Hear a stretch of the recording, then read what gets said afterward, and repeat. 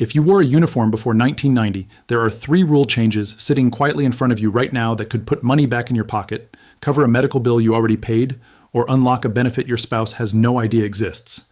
You don't need combat service for any of them, you don't need a lawyer for 2 of them, and at least one applies even if you were told years ago in plain language that you didn't qualify. By the time this video ends, you'll know all 3, including the one almost nobody talks about. I'm not a licensed advisor, but every week on this channel I break down the benefits, rule changes, and money moves that actually matter to veterans and their families. The stuff buried in government paperwork that nobody bothers to explain in plain English. If that sounds useful, hit subscribe and turn on notifications so you don't miss the next one. Let's get into it. The first rule change centers on Camp Lejeune, and it reaches a lot more people than most veterans assume. Between 1953 and 1987, the water system at Camp Lejeune, North Carolina, was contaminated with industrial solvents and other toxic chemicals. For decades, anyone who lived or worked on that base, including spouses and children, not just service members, had almost no real way to be compensated for it. That changed with the Camp Lejeune Justice Act. If you were stationed there, or even just lived on base as a dependent, for at least 30 days during that window, and you later developed one of a growing list of recognized illnesses, you may be able to file a claim. This is not a VA disability rating. It's a separate legal claim, and it covers conditions like several types of cancer, kidney disease, and Parkinson's.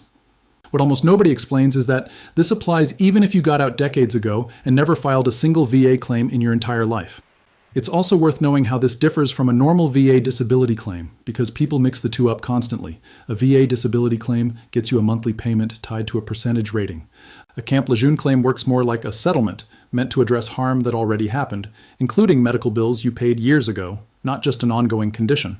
That means old receipts and medical records you assumed were useless could actually strengthen a claim you file today. Take someone like a retired machinist who spent a year and a half at Camp Lejeune in the late 1970s before getting out. He developed kidney disease decades later and never connected it to his service until a neighbor mentioned the contamination. He pulled his old service records, filed a claim, and received a settlement that covered years of medical costs he'd already paid out of pocket himself. He didn't do anything complicated. He just didn't know the rule existed until someone told him. The second rule change is the expanded list of presumptive conditions under the PACT Act, and this one touches nearly every era of service. For years, anyone exposed to Agent Orange in Vietnam, or to burn pits and other airborne hazards in later conflicts, had to prove their illness was connected to their service before the VA would approve a claim. That process could drag on for years and often ended in a denial anyway. The PACT Act flipped that burden. If you served in a location and time period the VA now recognizes, and you have one of the listed conditions, the connection is assumed automatically. You don't have to prove anything. This matters hugely for anyone who served before 1990, because the list stretches back to include Vietnam-era locations and certain Korean DMZ service periods. The conditions covered range from various cancers to respiratory illness to hypertension, which was added as a presumptive condition more recently, and affects an enormous number of Vietnam-era veterans who could never previously tie their high blood pressure to their service. If you filed years ago and got denied because you couldn't prove the connection, you may be able to file again under the new presumptive rules and get a completely different result. Sit with that for a second, because a lot of veterans hear, "I already tried that," and stop there. A denial from 10 or 15 years ago was made under an older, stricter standard. The standard changed. Your case didn't move with it unless you refiled. There's also a detail that gets missed on the survivor's side entirely. If a veteran passed away from a condition that's presumptive now but wasn't recognized at the time of death, a surviving spouse may be able to file for dependency and indemnity compensation and retroactively connect that death to service, even if the original claim was denied years earlier. One caveat: presumptive status doesn't mean automatic approval. You still need service records proving you were in a qualifying location during a qualifying window, so pulling your DD-214 and deployment records is step 1, not an afterthought. Before I get to the third rule, if you want every senior discount, assistance program, and benefit most people never actually use, organized by state so you're not digging through government websites for hours, I've put it all together in one place. It's linked in the first pinned comment under this video. Now, the last rule is where military retirement pay and VA disability actually collide, and the gap between them just got smaller for a lot of people, which can mean a few $100 extra landing in your account every month. Rule 3 is about concurrent receipt, and it trips up even veterans who've been drawing benefits for years. If you retired after 20 years of service, you get military retired pay.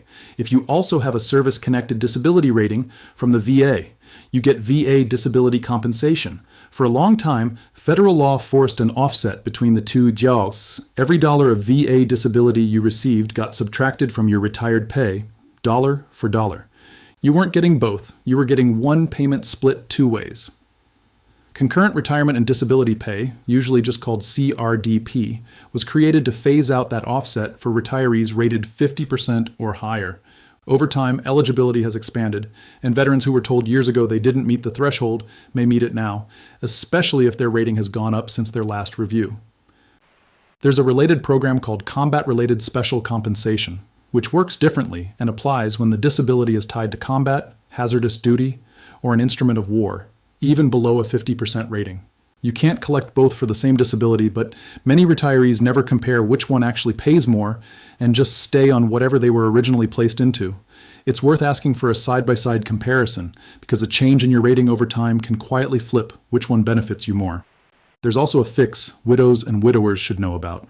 For decades, a surviving spouse receiving both a survivor benefit plan, annuity, and dependency, and indemnity compensation from the VA had that SBP payment reduced dollar for dollar by the DIC amount, something people used to call the widow's tax. That offset has been eliminated. A surviving spouse, who was told long ago their SBP would always be reduced, may now be eligible for the full amount from both sources. Take a Navy widow in Florida whose husband passed away over a decade ago. For years, her SBP payment was reduced because of the DIC offset, and she assumed that was permanent. When the offset was eliminated, her payment wasn't automatically corrected. She had to call and confirm her status herself. Once she did, her monthly payment increased and stayed there. Nothing about her situation changed. Only the rule did. A few more things worth having on your radar. VA pension, sometimes called the improved pension, is a needs-based benefit for wartime veterans with limited income, completely separate from disability compensation. People assume VA benefits only go to those with a combat injury, but a Vietnam or Korean War-era veteran with no disability rating at all can still qualify based on income and net worth limits.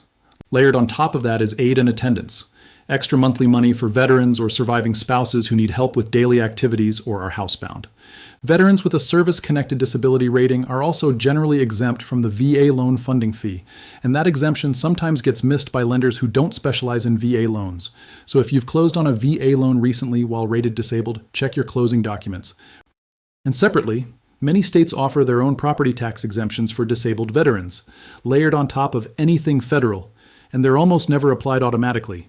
You have to file directly with your county assessor. So here's your action list. Pull your DD-214 and deployment records first, since that's the foundation for everything else.